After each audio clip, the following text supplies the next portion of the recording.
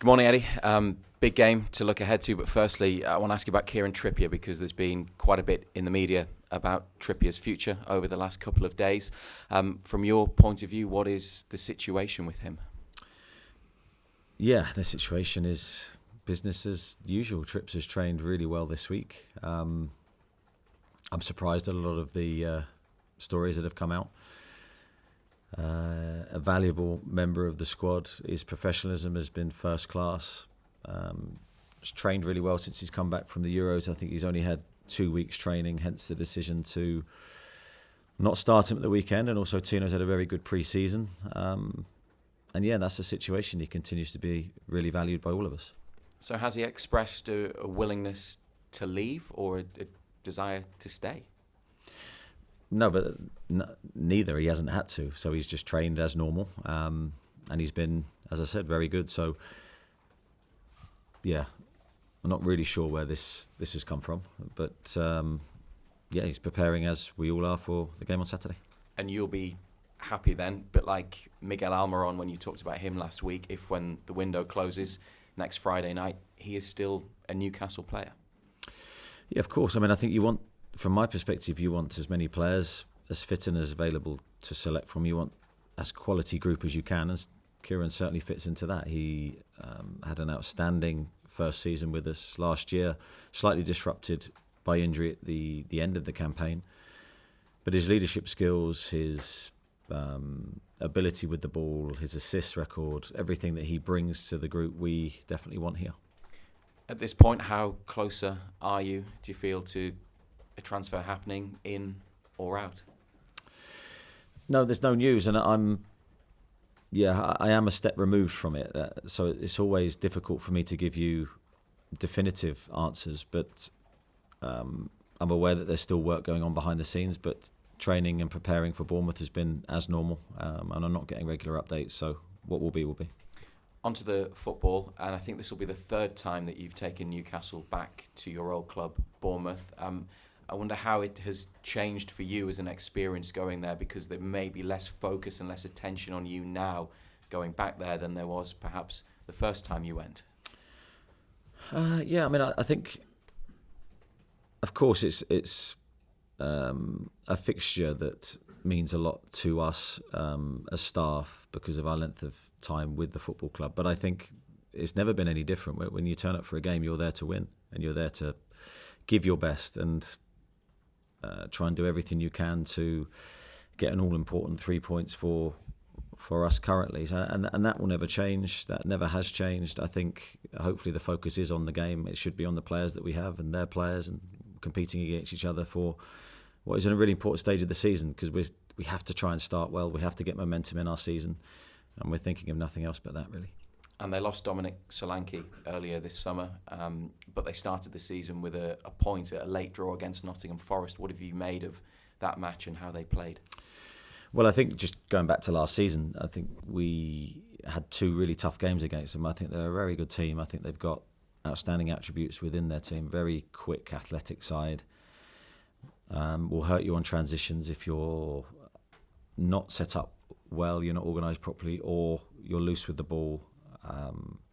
So I think that athleticism has served them really well. Very aggressive, high-pressing team. You can see from the stats they're right up there with the best teams in the Premier League in that respect.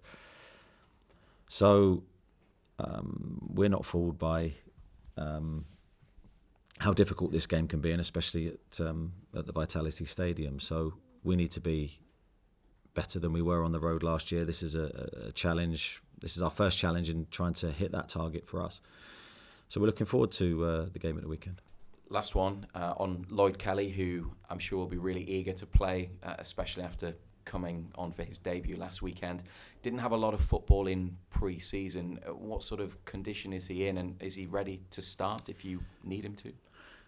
Yeah, I think he's in good condition. I think he didn't have a lot of match action in pre-season, which is always difficult. I think he trained for, I think, roughly around 3 weeks towards the end of pre-season and trained really well. And I think he's made a really positive impact with the group. I've been really impressed with his performances. I thought he did really well when he came on at the weekend in a difficult situation for us. I thought he defended really well. So I think he would say he's ready, and certainly he's pushing for a starting place. Thank you. Mark Benstead, Sky Sports. Eddie, could you talk to us a bit more about what Kieran's impact here? It felt like his arrival was sort of part of a catalyst for changing forward and moving forward, and kind of what he's done here in his time. You mentioned some of his qualities, but just elaborate a bit more on the role he's played.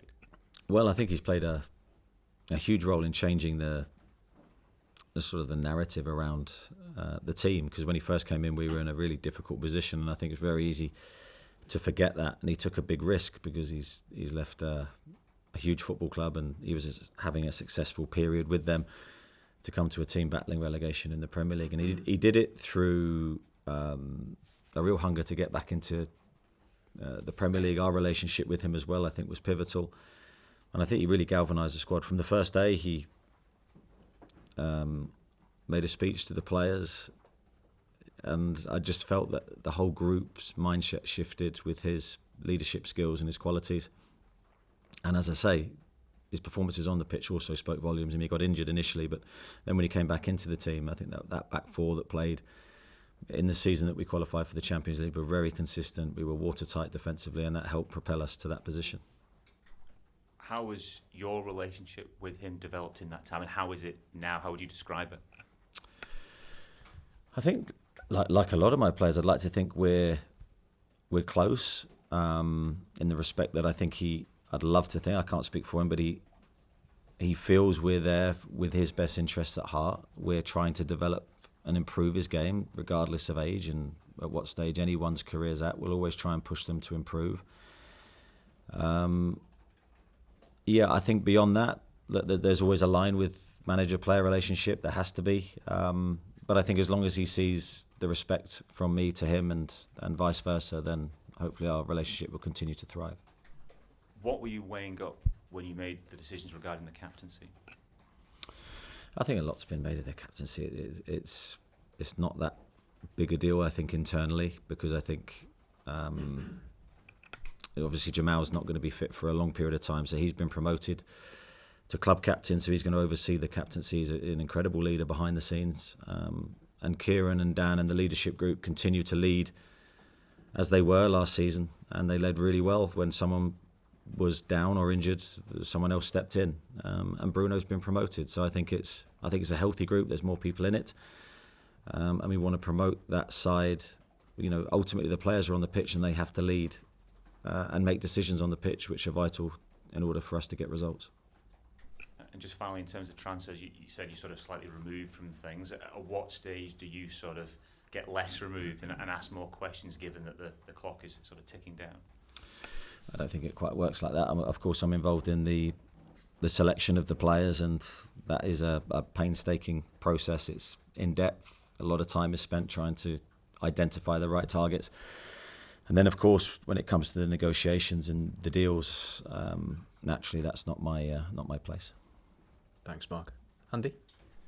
Well, Eddie, I was speaking to Southampton's Adam Armstrong last week, and he described Newcastle as animals in a nice way, I think. I just wonder what you kind of take that as a manager to hear an opposing player, obviously a Geordie, coming to St James's Park and describing your team in that manner. Yeah, I hope that's a compliment. I think that's a really good thing. I mean, I think it's the side that we maybe lacked at times last year, the devilment in our game, the ability to be resolute in tough situations.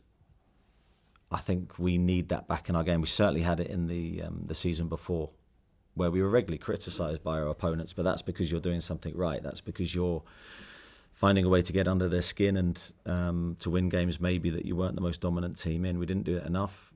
We need to get it back. So hopefully it's a good start.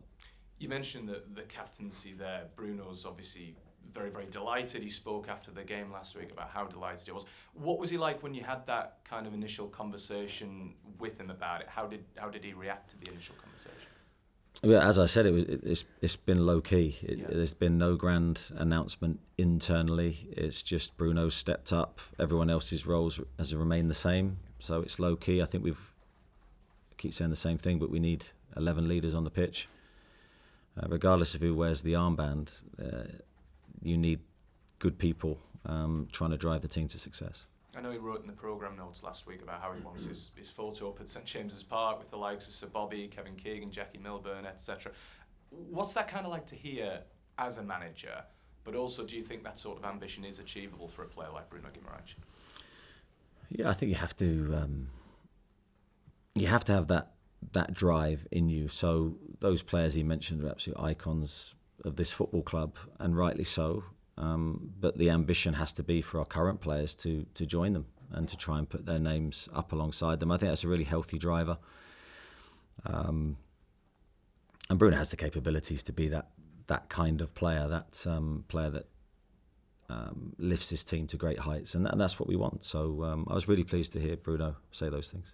Just looking ahead to Sunday, obviously Fabi will be missing with suspension. How else are you looking in terms of injuries? Players? I think as we were in the build-up to the game, I don't think there's been much change. Matt Targett has now had a little bit more training under his belt, because coming into that game he'd only had 1 or 2 days. And of course he'd had 45 minutes in the week, so that was good for him. But apart from that, I think we're pretty similar. Just finally, you touched upon it there, you touched upon it last week in the press conference about the away form last season, about changing the form on the road. What's the biggest thing to change in order to turn that away form round this season, do you think? I think the goals conceded, and as I said, that's what really pleased me last week, because that was a big tick in the box against 11v10 for a long period of time in the game. Of course, we had to withstand pressure, but we defended our goal really well. We were blocking shots, we were throwing our bodies on the line. I thought it was a great return to that style of how we defend. But it's only one game, and we have to do that consistently. And these types of games, away games, any away game in the Premier League is very difficult. So this is going to be another really good examination of us. Cheers, Eddie. Thanks, Andy. Nisha? Morning, Eddie. You've talked about the manner of the win last week. Is there something to be said about getting that type of win as opposed to a 3 or 4-0 kind of almost walk in the park when you go into this really tough away game? Yeah, I think it's all about finding different ways to win. It will never be the perfect game. It will never be, well, I say it will never always be the perfect game. So there'll be games where, for whatever reason, the team doesn't quite gel with the ball. There'll be times when physically we're looking tired or feeling tired in the game. That's just natural through a 38 game season. So it's when you're in those moments, or we have a disappointment like this, the sending off, can we regroup and can we still find a way to win the game? And we did. Through great credit to everybody. It was a brilliant response. It was an important game. The first one always is. It sets the marker down for what we want to be. But we have to find the consistency in that. There's no good delivering that one game and then not backing it up. So that's why this week's a big opportunity for us. And it's a big week as well, because you have 3 games in the space of a week. How are you managing that? And are you happy with the numbers that you've got at the moment and the depth for that? Yeah, I think so. I think maybe at some stage, early stage during pre-season, it wasn't looking that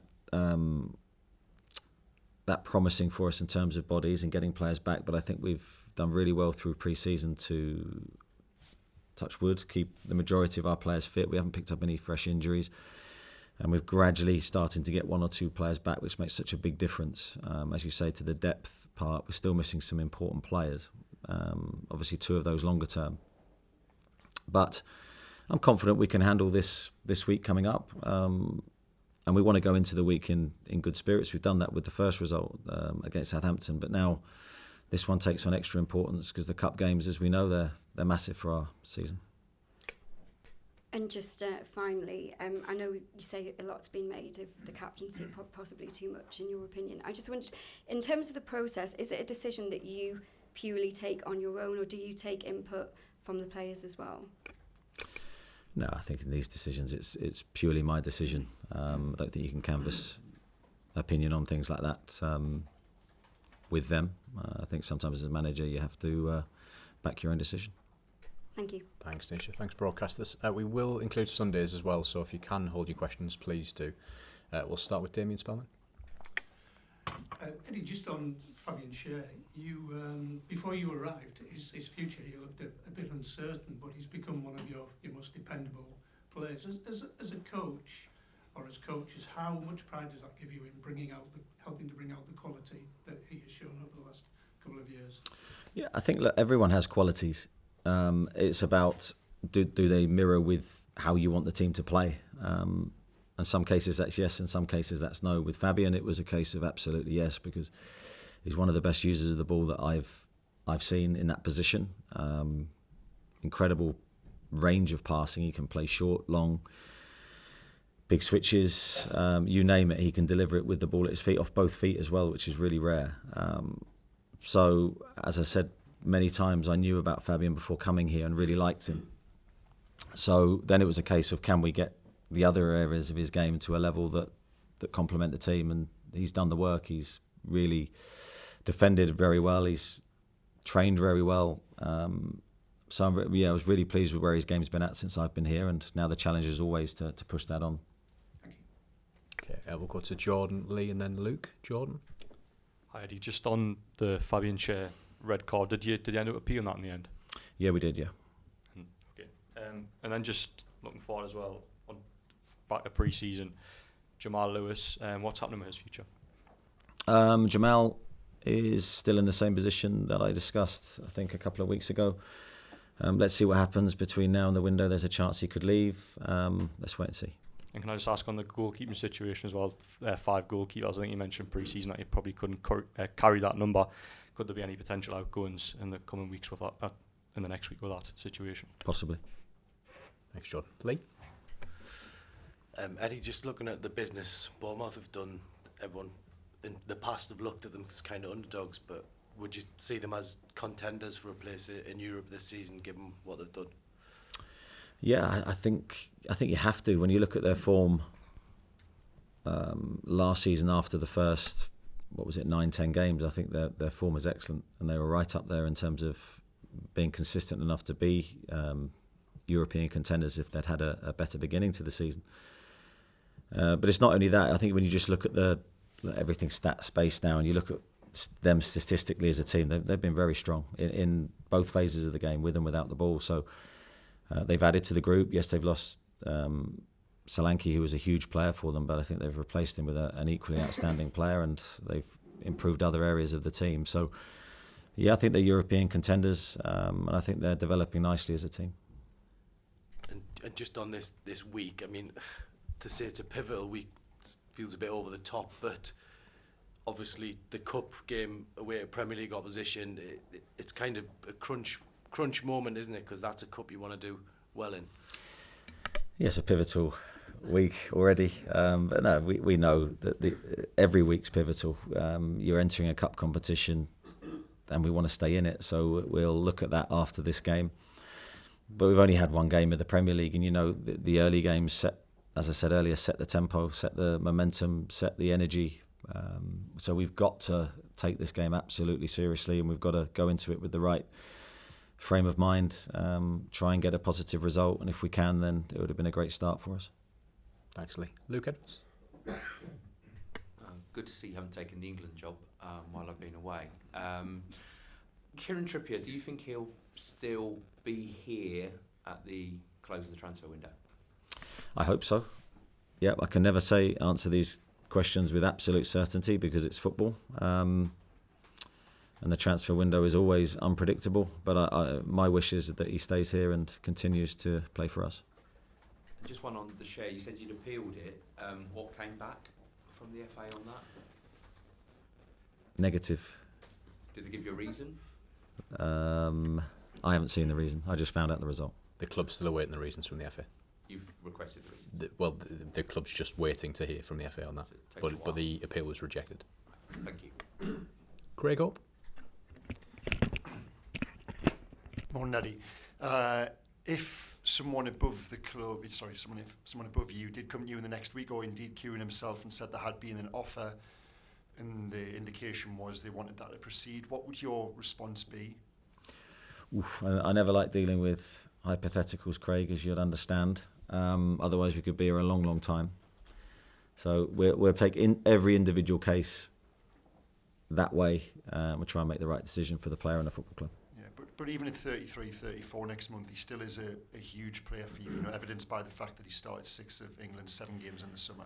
There's never any doubting his qualities as a player. He's an outstanding player, and we need as many outstanding players as we can here.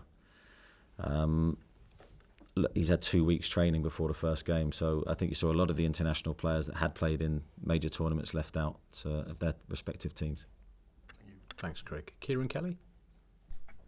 Morning, Eddie. It's been a strange market this summer. Is there still an element of frustration for you? You haven't maybe got that difference maker in yet?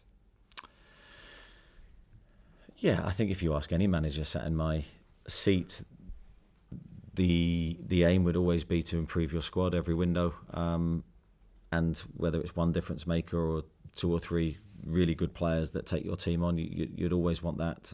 You'd want that as early as possible so you can mould them to your principles and style of play. But you have to deal with the market that's in front of you. You can't do anything other than try and get the best out of the group of players that you have, and that's what we're trying to do.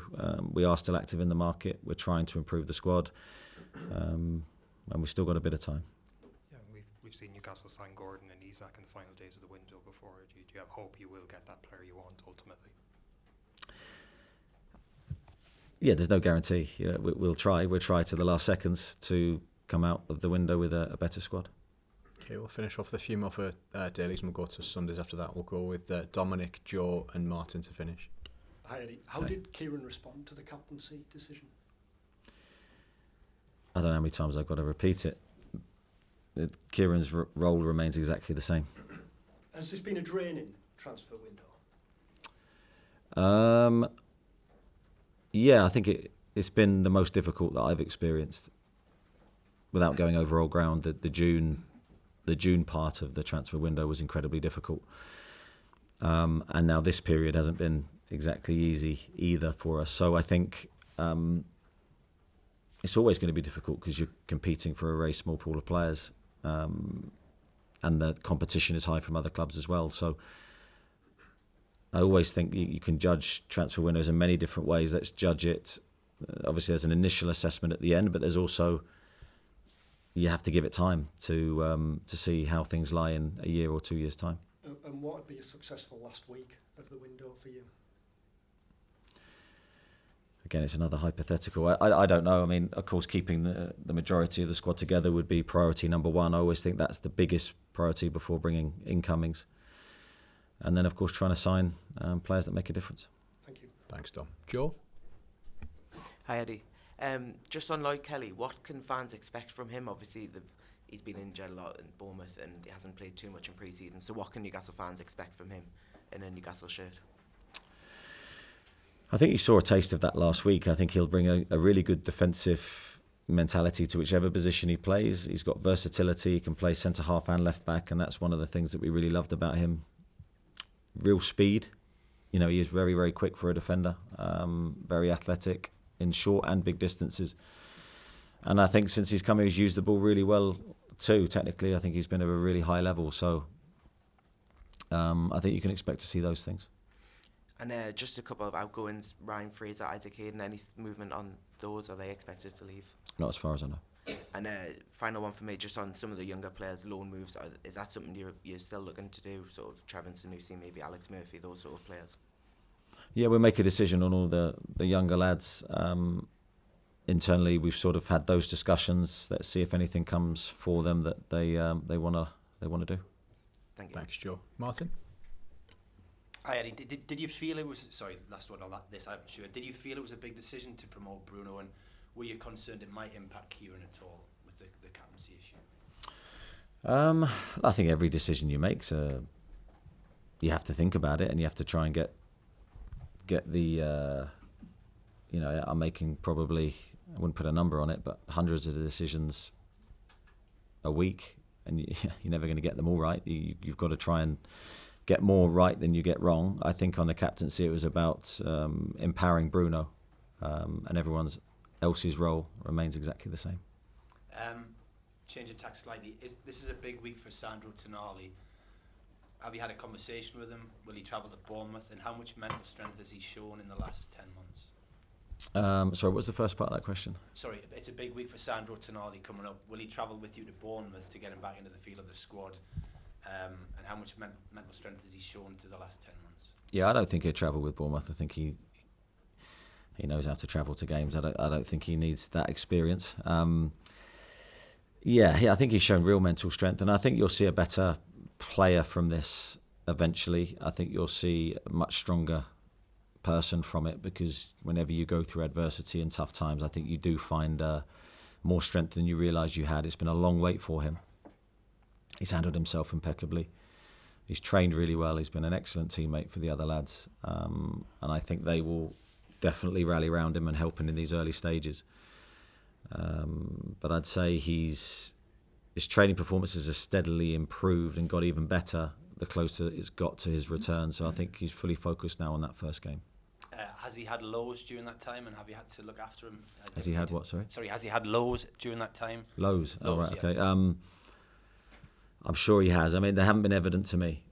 So he's not someone that evidently wears his emotions outwardly. I think there's more inward for him, as he would be similar to me and my character, where, you sort of a lot going on beneath the surface, but you don't necessarily see it outwardly. And I think he's no doubt had lows and difficult moments and difficult times, and he's leaned on the strong support that he has. He has really good people around him, which certainly would have helped him in those difficult moments. Sorry, and you're excited about the impact he can make? Absolutely, yeah. I'm really looking forward to seeing him play again. For him and for everybody connected with the club, the supporters, I'm sure this will be a big moment in his career.